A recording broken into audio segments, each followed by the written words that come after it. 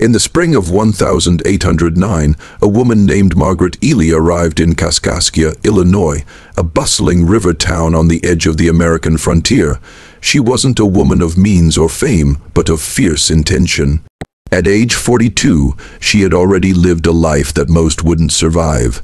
Widowed twice, a former schoolteacher, a midwife, and the lone survivor of a house fire that claimed her only daughter. The loss of her child had carved a hollow in her spirit, one that she vowed to fill by caring for those children whom the world had abandoned. She found her answer in a vacant stretch of farmland just outside the village. It was remote but fertile, with an old clapboard house left behind by a family lost to fever. There, she founded what she called Willow's End, a name meant to symbolize both mourning and peace. Her mission was simple: offer shelter to orphans, half-orphans, and children unwanted by a world too busy with war, expansion, and survival. In its first year, Willow's End became a place of whispered admiration. Margaret took in 12 children, ragged, malnourished, and timid, and turned the old house into a home. Townspeople donated what they could, a rocking chair here, a bag of flour there. She taught the children letters and prayer by lantern light and nursed their coughs with her own hands. Many locals called her a saint on earth, and for a while she wore the title well, but as word of her work spread through Illinois and Missouri, more children arrived. Some came by wagon with notes pinned to their coats. Others were left on the porch in the middle of the night. By 1811, over 50 children lived under her roof with just 5 women, including Margaret herself, to care for them. Most of the staff were other widows or unmarried women, desperate for a place to belong. They worked long hours for little more than shelter and meager food, their smiles slowly fading as their backs bent under the weight of too many small hands and not enough help. The strain began to show in subtle ways. Children developed coughs that wouldn't go away. Some were seen limping, but no explanation followed. A few townfolk who came to deliver supplies mentioned strange smells, like rot but not quite death. But Margaret always had a warm smile, a reasonable answer, and a reputation strong enough to smooth over any doubt. She was respected, even revered, and no one dared question the woman who had taken in the forgotten. One icy morning in January 1812, the town priest, Father Elijah Caldwell, paid a visit to offer blessings. What he found startled him: children too quiet, too thin, their eyes flicking sideways rather than meeting his gaze. When he asked to walk the grounds, Margaret declined. She said the children were ill and didn't need outsiders spreading disease. That was the first time someone had been turned away from Willow's End. It wouldn't be the last. Still, Margaret maintained her composure. She continued to speak at town gatherings about the importance of moral duty.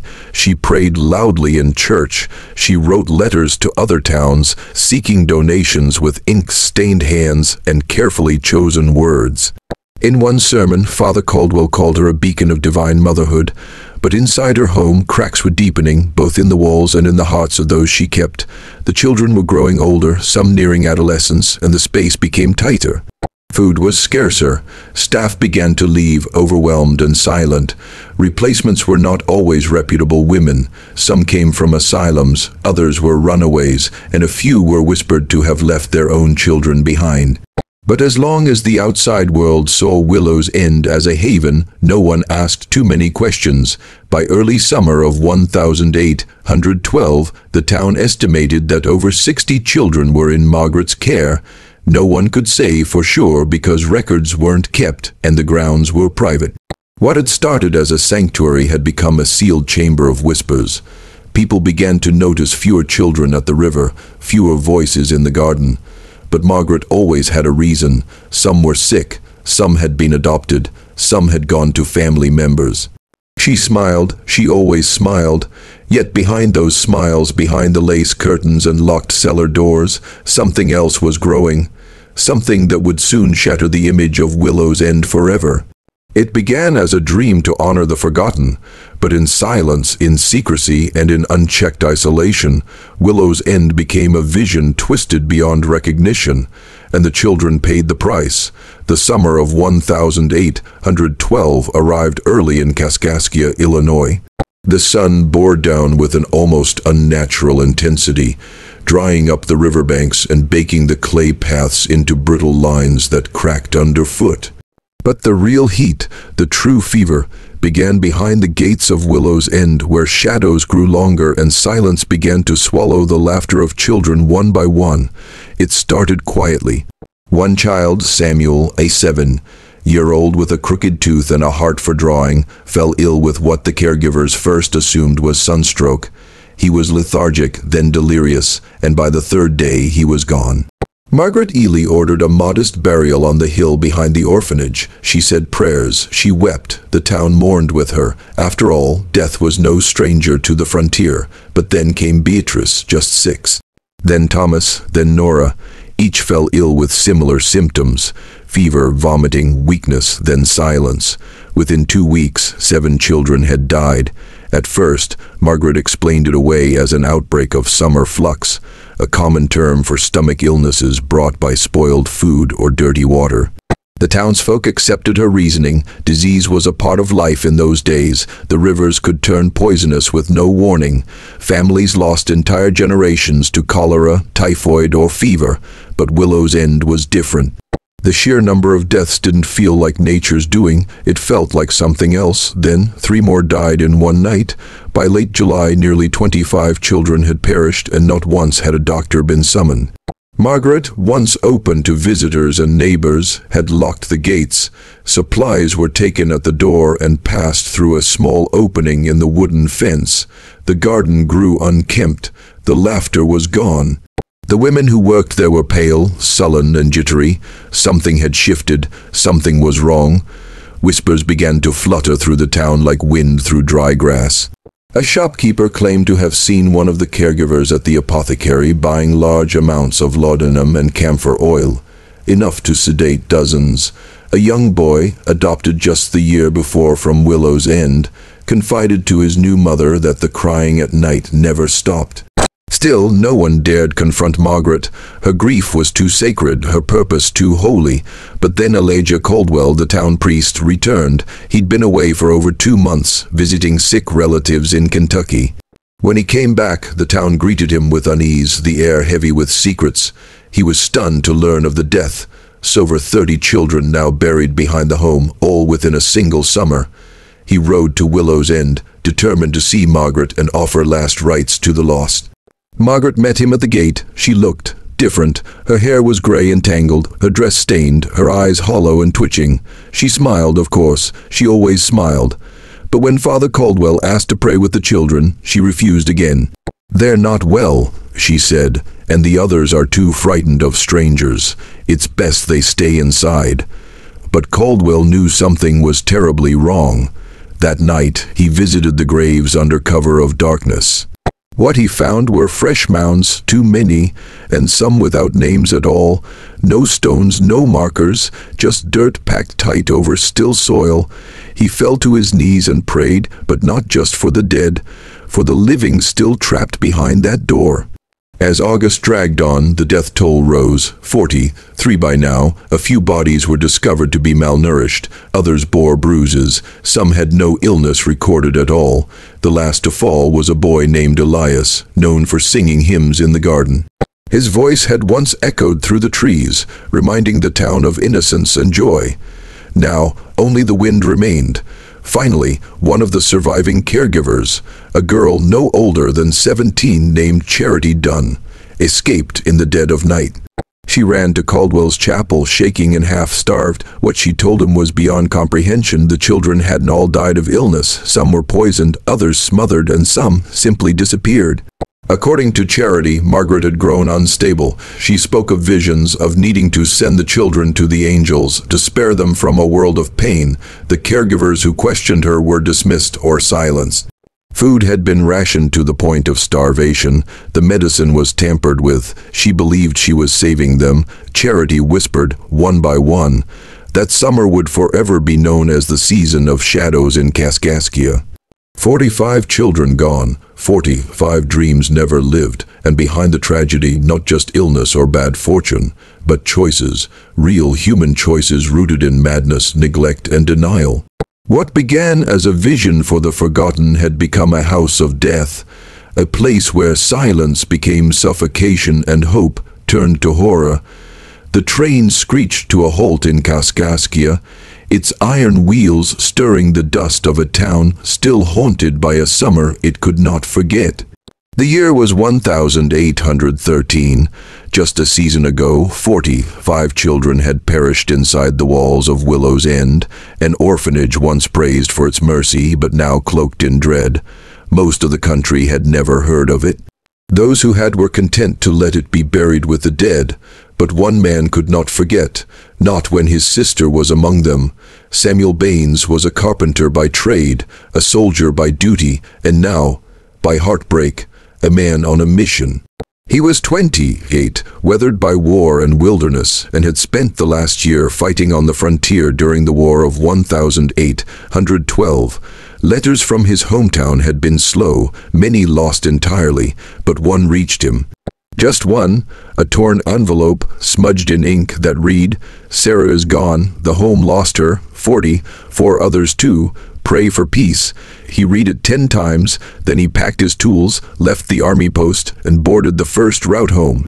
Sarah Baines had been his only sibling. She was 12 when their mother died in childbirth, and Samuel, barely of age himself, had placed her in the care of Willow's End with tears in his eyes. Margaret Eerie, the founder, had taken Sarah in with a soft voice and warm hands. "She'll have love and books and safety," she had said, but Samuel had no idea that her promises would be written over by tragedy in less than 2 years. When Samuel returned, he found Kaskaskia changed.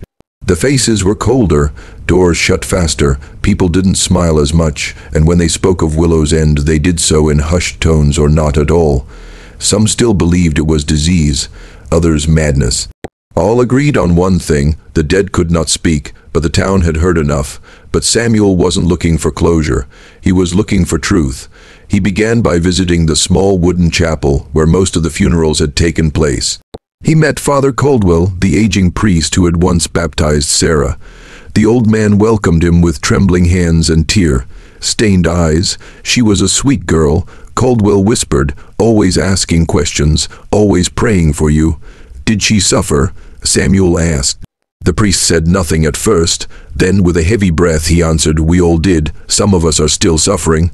Caldwell led Samuel behind the church to the shallow graves, 45 wooden crosses, some marked, some blank, all tilting against the wind like forgotten prayers. Samuel knelt at the grave marked S.B. He placed his hand on the soil. "They told me she died of fever," he said, voice cracking, "but I can't stop wondering. Did anyone even try to save her?"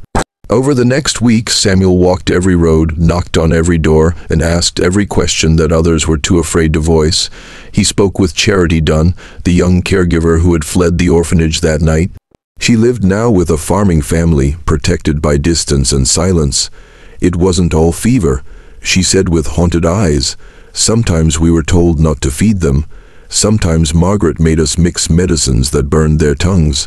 And some we never even saw again. Just gone." Samuel took in every word. With each confession, a picture formed. Willow's End hadn't just been a victim of disease. It had been the scene of systemic neglect, spiritual manipulation, and possibly worse. Margaret Eerie, once revered as a woman of God, had lost herself to delusion, believing she was delivering the children from future suffering.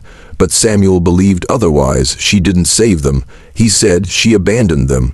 Fueled by grief and guilt, Samuel began collecting accounts, building what might now be called a case. He wrote to the nearest county magistrate. He offered testimony. He even tried to appeal to state officials in Vandalia. But the system was too slow, too uncertain, and too far from the cries of 45 children now buried beneath earth that grew nothing but silence. Still, Samuel refused to let it end in whispers. He carved a new memorial himself, a wall of names, each etched in oak and sealed in resin. He built it beside the chapel where the town could not ignore it. Above the names, he carved the words, "They were not forgotten." People began to visit, to speak again. Survivors came forward.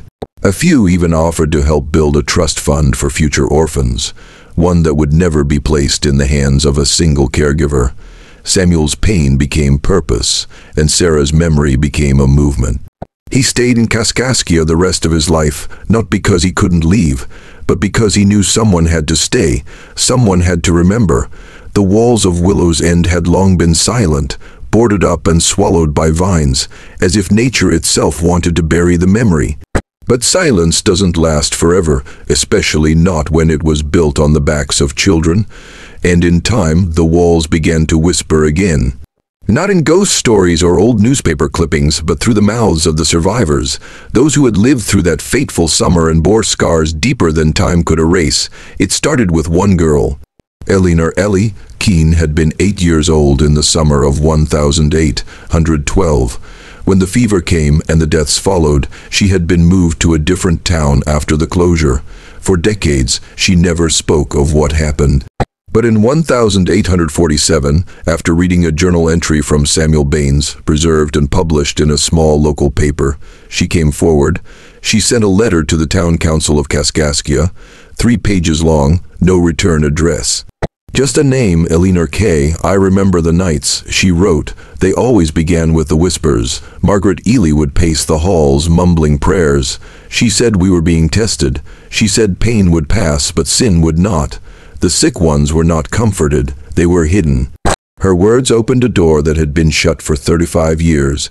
Then came Thomas Langford, who had been 11 during the summer of death. He had run away from the orphanage just 2 days before the sickness truly set in.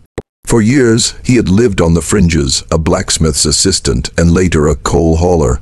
When he heard about Eleanor's letter, he wrote his own statement. His handwriting was rough, but his story was sharp. People didn't die overnight, he explained. Some of them stopped eating, some were too afraid to sleep. We were locked in our rooms at night. The older ones, like me, started to notice the pattern. When someone cried too loud or talked about running, they disappeared. Thomas claimed to have seen 2 children dragged into the basement. He never saw them again. I don't know what happened to them, he said, but I know that God wasn't in that place. His testimony was chilling not only because of what he said, but because it matched the layout of the building described by Samuel Baines in his journals.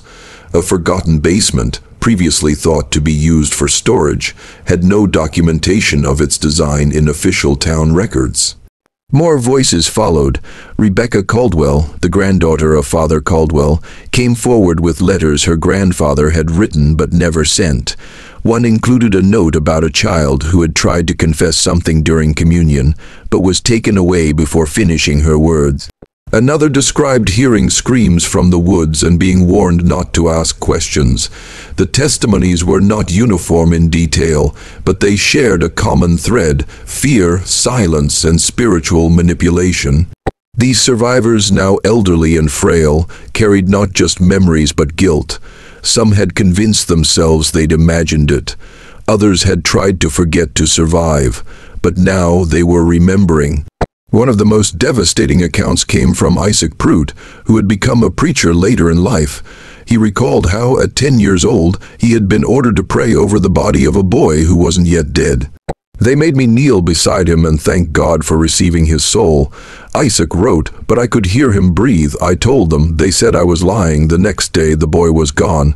These testimonies reignited public interest. Local papers ran stories.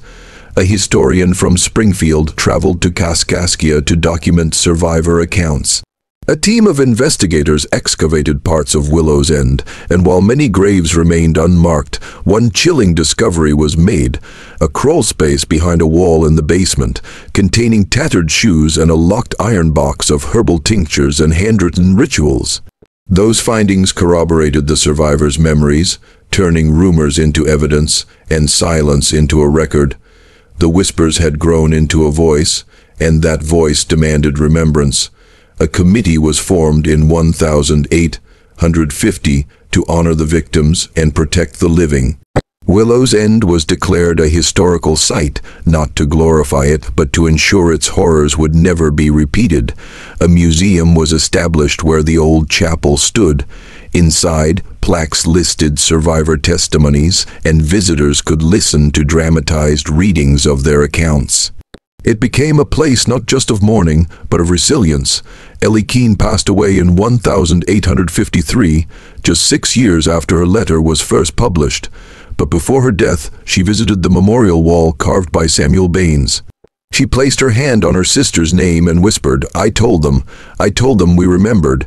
For decades to come, people continued to speak. The survivors' voices lived on, reminding every visitor that the walls may have once been silent, but now they whispered truth. It began not with a gavel, but with a whisper. By the year 1854, the testimonies of the Willow's End survivors had stirred something powerful in the heart of America, an uncomfortable truth. For decades, the silence surrounding the deaths of 45 children had been buried along with the unmarked graves and forgotten names.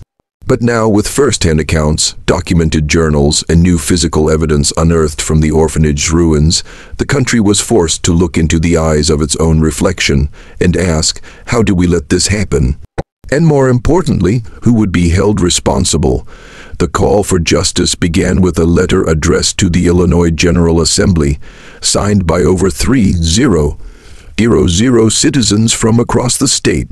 It demanded not only recognition of the children who had died in silence, but accountability for those who had overseen, mismanaged, and covered up the tragedy.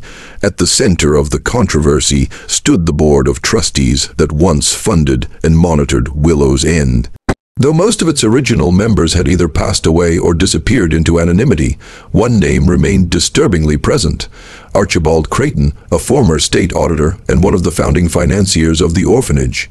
Creighton, by 1854, was a respected businessman living comfortably in Springfield, but survivor testimonies and ledgers found buried in the chapel wall pointed to his complicity.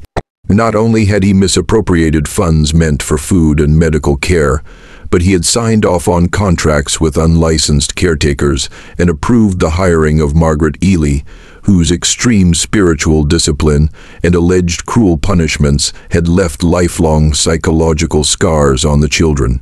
With public pressure mounting, the Illinois Attorney General took an unprecedented step. He opened a formal inquiry into Willow's End, classifying it as a potential institutional homicide case, the first of its kind in U.S. history. The courtroom was packed on the first day of the hearing. People lined up outside, waiting hours for a glimpse of history unfolding. Newspapers from as far as New York and Boston sent reporters. And seated in the front row of the gallery were 3 survivors: Elena Keene, Thomas Langford, and Isaac Prout. Now aged, weathered, and solemn, they weren't just witnesses, they were living artifacts. The prosecution argued that Creighton and the board had knowingly allowed unsafe, unsanitary, and psychologically abusive conditions to persist in Willow's End, even after being warned multiple times.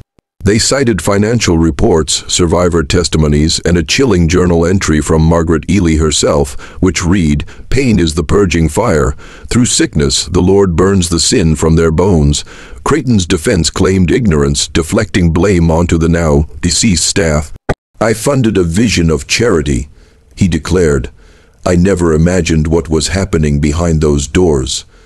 But as testimony after testimony echoed through the courtroom, the defense began to unravel. Each survivor described the same pattern: a system that punished the sick, rewarded silence, and made escape nearly impossible. One survivor, Mary Jocelyn, who had never spoken publicly before, took the stand. At 71 years old, she leaned on a cane and read from a folded piece of paper. "We were not invisible," she said. "You just didn't look. You heard us cry. You just prayed louder. You knew we were dying, but your hands stayed clean." Her words hit the courtroom like thunder. The trial lasted 17 days. It was grueling, emotional, and yet, for the first time, the nation began to understand the cost of institutional neglect, not as an abstract failure, but as something real, with names, faces, and consequences. In the end, Archibald Creighton was found guilty of gross negligence, misuse of public funds, and conspiracy to conceal abuse in a public institution. He was sentenced to 10 years in prison, a light punishment, some argued, for a man tied to the deaths of dozens.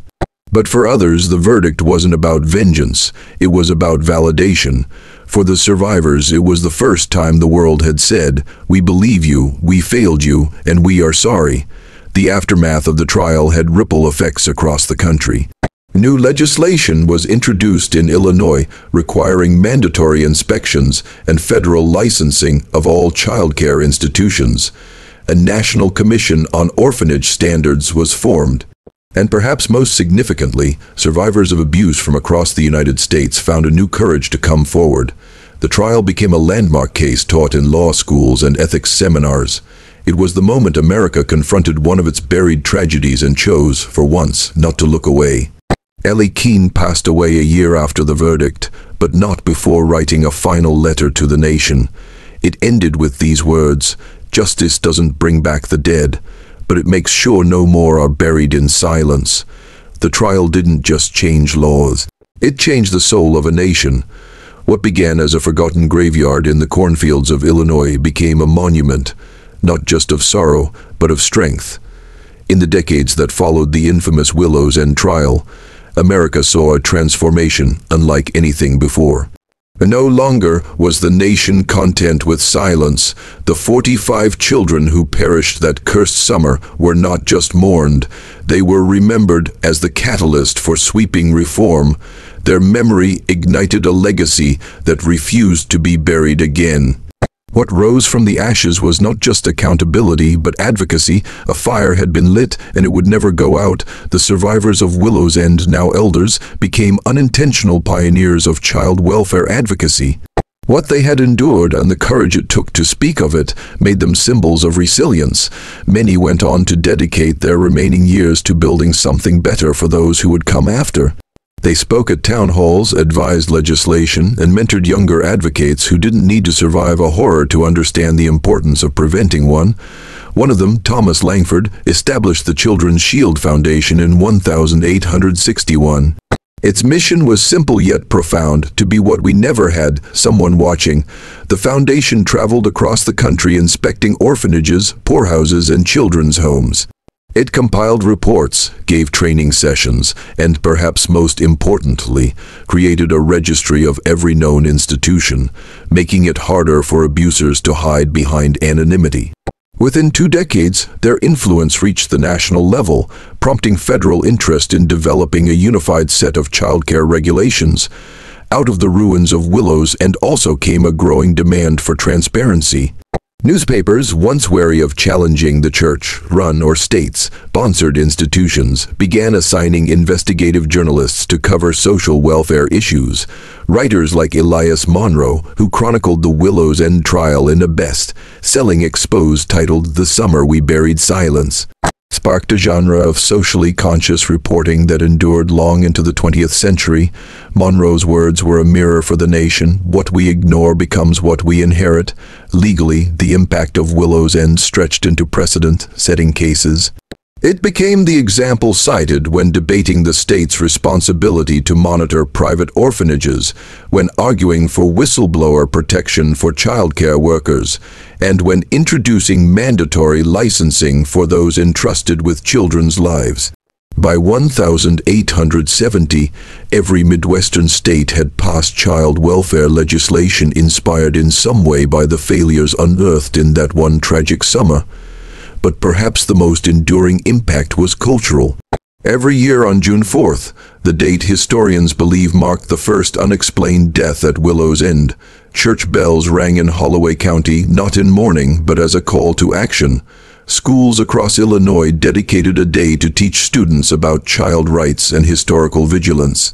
Museums held remembrance exhibits, and perhaps most touchingly, children wrote letters to those who never lived to grow up, placing them at the rebuilt Willow's End Memorial Site, where a large bronze sculpture now stands, 45 doves in flight escaping from a broken cage.